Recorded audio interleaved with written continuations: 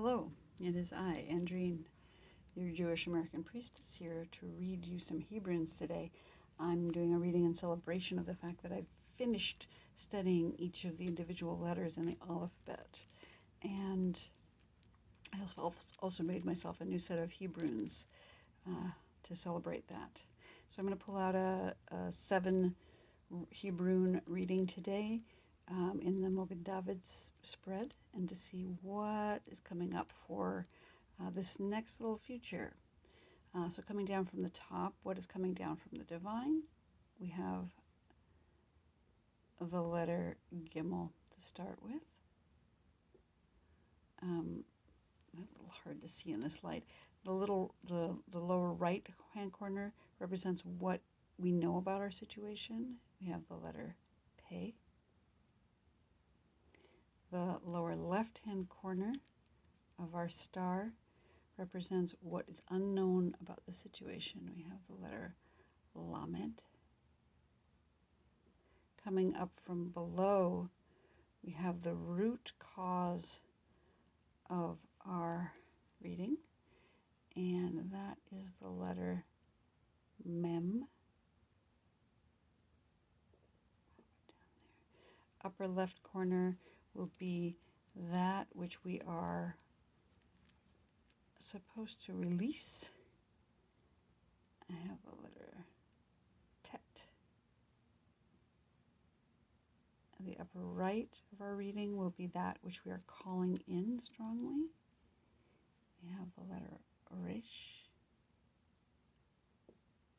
And then in our center space, sort of our outcome card or tile, and that is the letter Samech. Wants to be with Mem, it looks like. All right, so let's look a little bit at each of these letters individually and then as a whole. From the top, we have the letter Gimel, and Gimel is the third letter in the Hebrew alefbet. It looks like this. It looks like a foot walking or movement, forward movement, and it also is the first letter in the word gamel, which is camel, and so it represents movement forward. It represents it's one of the double letters, and so it has two different sounds, and it has this foundation idea of peace or evil, and it is representative of all things three. So it is the third letter, so it's got air, fire, and water.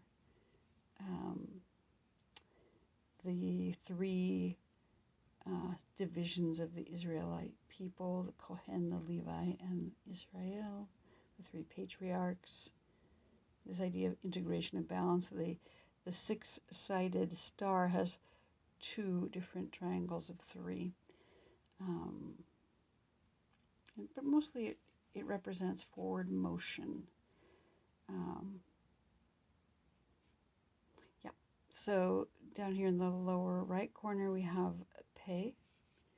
Pei is that which is known about our situation.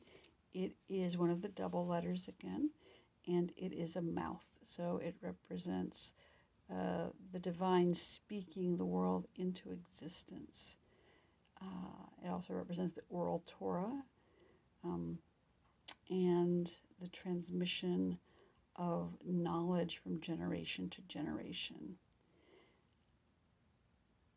And it's about speech and communication, and it is also a spiral. So it's like the spiral into the divine mouth, a labyrinth or a path into creation through speech, a vortex of breath in and out with sound and substance. And it's the number 80, which is a manifestation of the ultimate form of the number 8. And 8 is the number that is one more than 7, meaning infinity. 7 days of creation.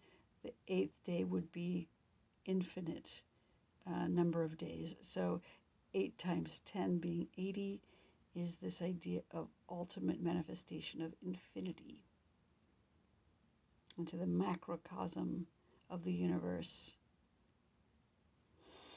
So that's what we know about the situation. It is infinite. In the lower left corner, we have the letter Lamed. And Lamed is the only letter that goes above the line. Most letters stay below the line. Lamed is tall. And it is the first letter in the word Lev, which means heart. So it speaks to the heart reaching up for its highest potential, having this longing for that which is above the divine. It is the number 30.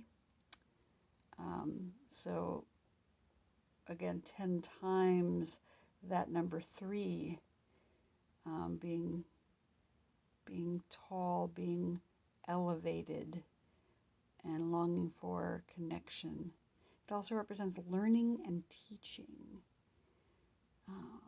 And that's what's unseen here, both learning and teaching. In the center lower line, we have Mem. And Mem is one of the mother letters. It is representative of water, Mayim Chaim, waters of life, and Miriam, who is the matriarch, the prophetess, who had a magical well that followed her throughout the desert. And so Mem is about water, and it's about in the body. It's the belly where we hold water, and it's also the womb where we gestate human beings. It is the number 40, which represents the 40 weeks of gestation in human beings, where the infant is in water the entire time. And that is what's coming up from below, water, like a spring welling up from beneath. In the upper left side of our star here today, we have the letter Tet. And Tet is also representative of a womb. It's like a vessel. It's got like a little cup. And it is the number 9, which is the 9 months of pregnancy. So we've got this idea of gestation again. Tet is about rebirth in some manner. In these sets of 9, we have the idea of renewal and being born again on Rosh Hashanah, where we have the shofar blasts, which come in sets of 9 to wake us up for renewing ourselves again at the new year. And interestingly, this is in the position of that which we are letting go of. I'm guessing that it's about letting go of what has come before and being reborn. In the upper right corner, we have the letter Resh. Resh is representative of the head. It is the Rosh, like in Rosh Chodesh or Rosh Hashanah. Those are the head of the year. And it is symbolically like the bending of a head, like one is being humble. But it is the beginning of a thing. Again, we've got a lot of beginnings here. And this is what we're embracing, this beginning. It is the seed foundation, that which is coming to fruition. Got so much birth going on here in this reading today.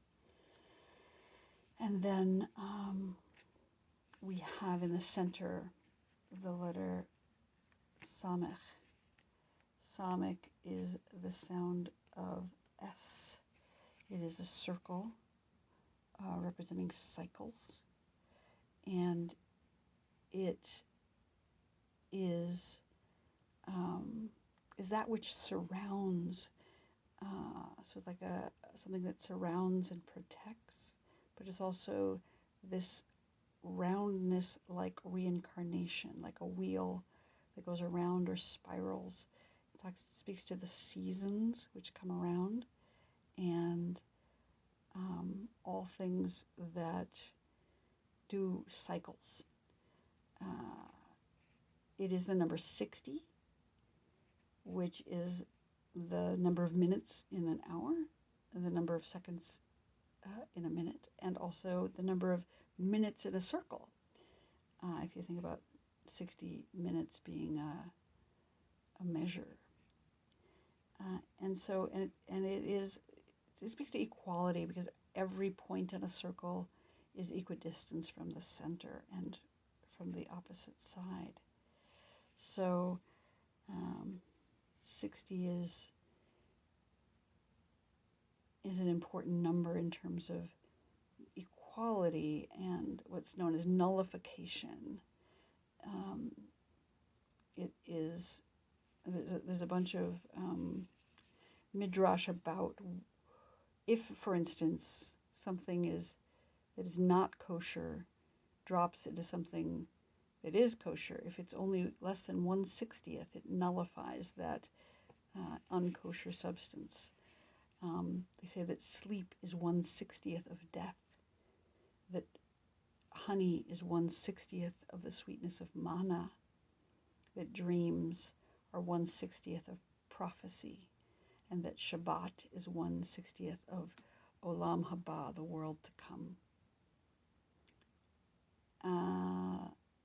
It represents agitation, interestingly, in its foundation, but in its paleo form, it looks not like a circle but like a thorn. So that would follow that it's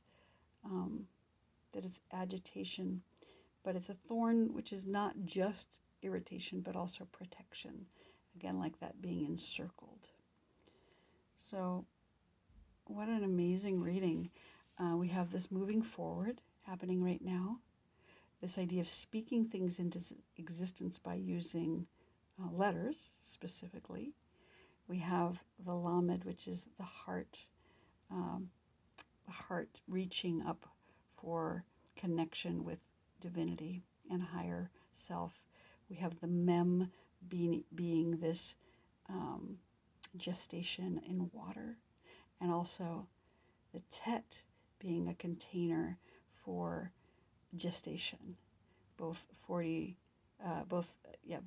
weeks and 9 months, and then Reish, which is about beginnings and the head of a thing, and then Samech, which is this circle, this all-encompassing, surrounding renewal, this cycle or cyclical thing. We both have the spiral of the Peh and the circle of the Samech.